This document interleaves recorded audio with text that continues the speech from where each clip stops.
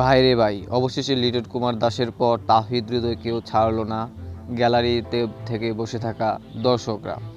আসলে অত্যন্ত বাজে একটা অভ্যাস আমাদের ক্রিকেট ফ্যানদের মাঝে, যে কিছু না পারলেই বুয়া বুয়া বলে আমরা আখ্যায়িত করি প্লেয়ারদেরকে। একবার চিন্তা করে ভাবুন, দেখেন এই প্লেয়াররাই দেশের হয়ে প্রতিদ্বন্দ্বিতা করে। হইতে পারে সবসময় সবার ব্যাট জ্বলে ওঠে না, এবারের বিপিএলের মধ্যেও তাওহিদ হৃদয়ের ব্যাট জ্বলে উঠছে না। তাতে কি হয়েছে? এতে আমরা তাদেরকে অনুপ্রেরণা দিতে পারি, কিন্তু আমরা তাদেরকে ভুয়া ভুয়া বলে আখ্যায়িত করছি।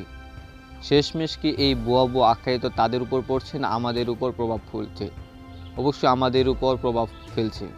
কারণ হচ্ছে, যখন একজন ব্যাটার এমনিতেই সে রান না পাওয়ার কারণে হতাশ থাকে, চিন্তায় থাকে, চাপের মধ্যে থাকে, প্রেশারের মধ্যে থাকে, আমরা সেই সময় প্লেয়ারদেরকে নিয়ে ট্রল করি।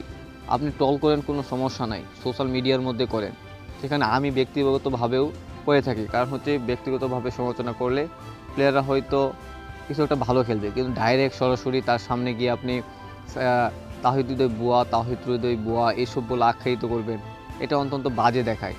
এটা কোনো সভ্য মানুষের ব্যবহার হতে পারে না বা আওয়াজ হতে পারে না। সভ্য কোনো ক্রিকেট প্রেমীর মুখ থেকে এমন কথা উচ্চারণ হতে পারে না।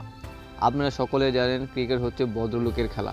এই ভদ্রলোকের খেলাটা যেন রেখে এসে আমরা সাপোর্ট করতে পারি, এবং প্লেয়ারদেরকে অবশ্যই সাপোর্ট করব। এসব বুয়া বুয়া না বলে প্লেয়ারদেরকে অনুপ্রেরণা দেওয়ার চেষ্টা করব, যাতে করে পরবর্তী ম্যাচ তারা উৎসাহ পেয়ে ভালো খেলে। সেই সব দিকে খেয়াল রাখতে হবে। আর ভিডিওটা ভালো লাগলে অবশ্যই শেয়ার